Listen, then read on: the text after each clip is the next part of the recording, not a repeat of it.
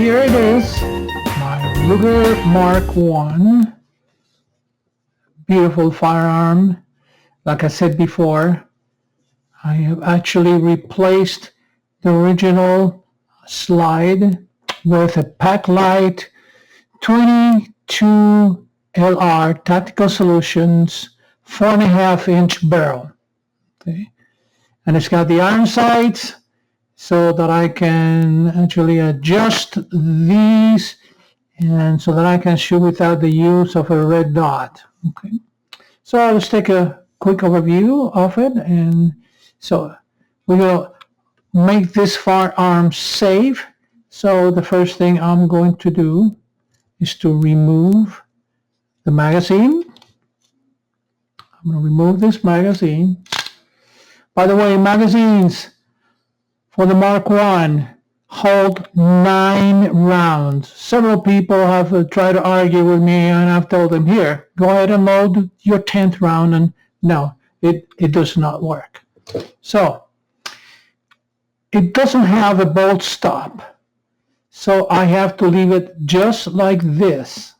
And in order to clear it, I just remove this little part so I can look inside and make sure there are no rounds in there chambered or in this area.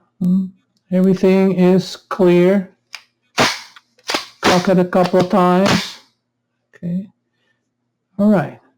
Now, the next thing I'm going to do is to fire it. Okay. And I'll hear the hammer come all the way forward. Now I can begin disassembly with my zip tie tool. We're going to be working with the recoil rod spring assembly, or the bolt stop pin and main spring. The main spring for the Ruger Mark 1 is right back here. Okay, whatever tool works for you, it's okay. For me, this works very well. It's very inexpensive. Okay, so I'm going to pull back so it's all the way back, as you can see. Then I'll pull it up. For some of you, this may be a little difficult, okay, because I don't know how well you've lubricated your Mark 1. In my case, it shouldn't be extremely difficult. I always try to hold the firearm, okay, and then I'll start pulling out until the bolt comes out. Okay, this is the bolt stop pin right here, and it comes attached, okay, to the bolt stop pin and main spring for the Ruger Mark 1. The Mark 1, 2, and 3, I believe, also use a similar system. The Mark 4 is a completely different assembly. Okay? You don't have one of these. It's a lot easier to disassemble. Next thing I'm going to do is detach the barrel. Okay, I'm going to detach the barrel from the frame, and for that I just hold the gun like this, hold my pistol like this. With the thumb, I'm going to push backwards into it. And in my case, that was easy. My firearm is always well oiled, well lubricated. Okay, so we're going to set the upper slide and barrel down for a minute, because I want to call your attention to this parts right here. And here is the hammer. Okay. This is your hammer, and attached to it is the hammer strut. I'll make sure you see it right there. This is the hammer strut. Okay. Notice I'm pushing it backwards, and then while pressing the trigger, I'm going to make the whole assembly fall backwards, just like that. And I'm going to leave it like that. But notice you can see that strut through the back of your firearm. You can see the hammer and the strut. Man, I'm trying to find the perfect light. I have a photo that I can place here so you can see it, how it sits on the back of your firearm. You can see a little bit of glitter right there. Okay, that's where the strut is. Okay, let me see if I can get it any closer so you can see it. It is right there and it's leaning against one side.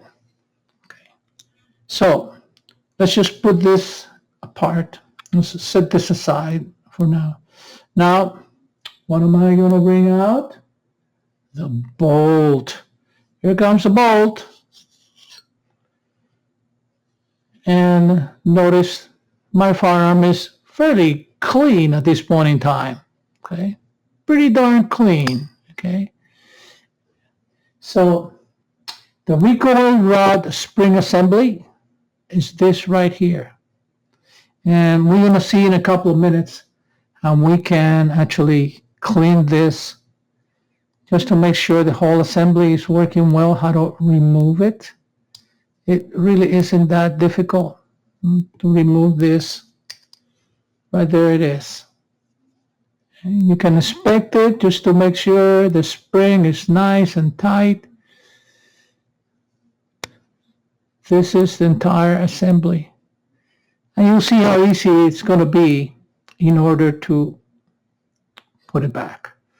So, finally, if you look inside my barrel, you can see the little slide. You can see what the little slide is. We want to make sure that we clean and lubricate, okay, inside the barrel casing here, okay. The barrel slide, okay. So you can see that there's been a little action there.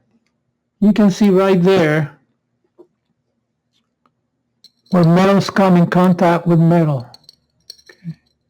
So that means I should be put a little bit of grease right there. So let me show you exactly what I do. Okay. So let's start right here with my bolt. The makers of CLP recommend that you allow this oil or substance to sit there for 10-15 minutes, preferably overnight. What I typically do is I'll look in the grooves, I'll put one drop, just one drop. And then I'll take my brush, I'll get it in there, make sure everything's coated, well covered. It's looking pretty nice, huh? Looking nice. Here we go, oil in there, that little groove. You have a smaller side to your brush. You can use, apply it here to the front.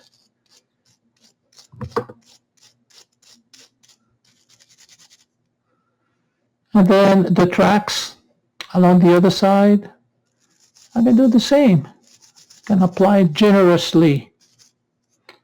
Generously. So, the same thing with this. With the barrel, your upper slide, you just apply a little bit of oil and just make sure you run it all over.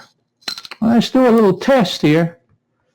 I'm going to insert this little pad in there, and I'm just going to like work it around to pick up any burned powder, any residue around. And let's see. It's not bad at all, okay? So I take a good care of my firearms.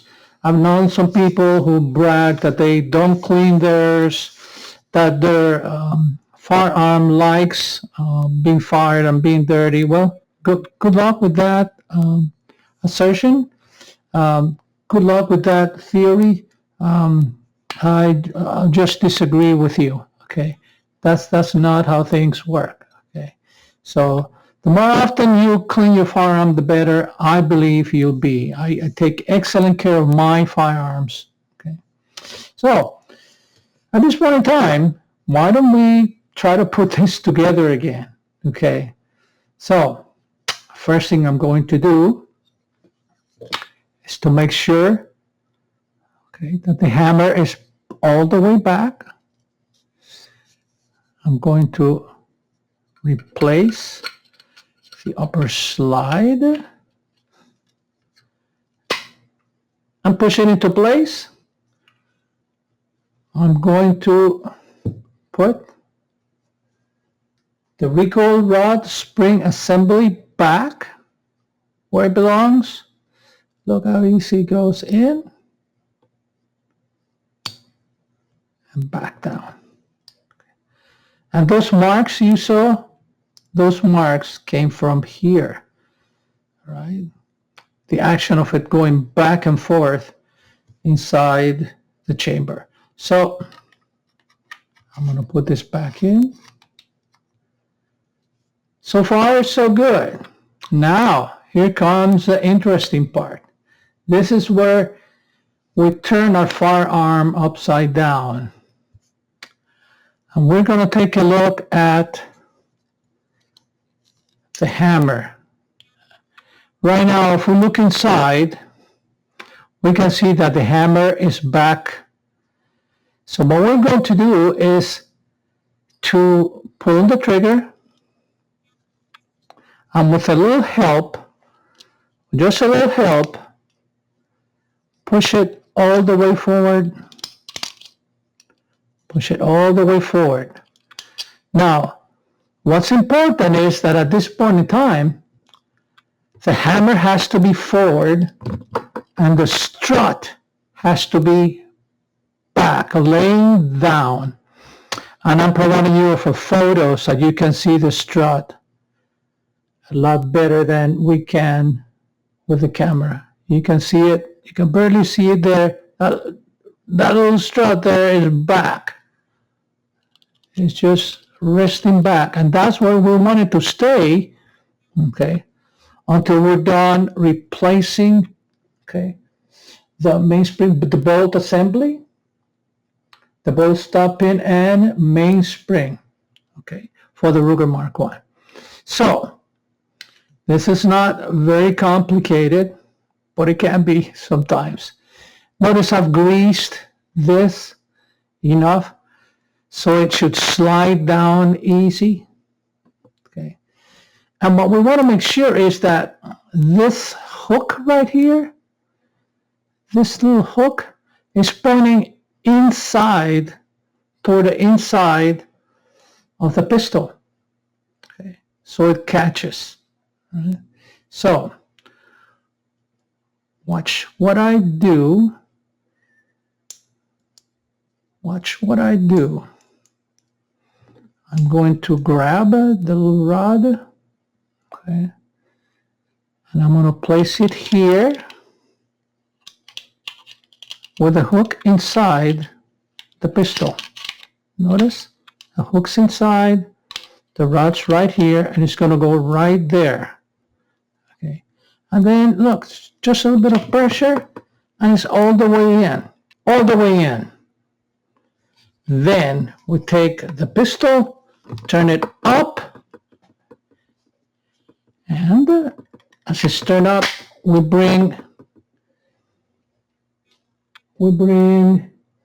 the mainspring for the Mark I back.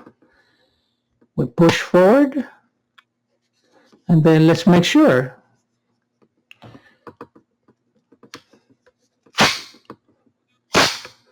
Oh, it worked.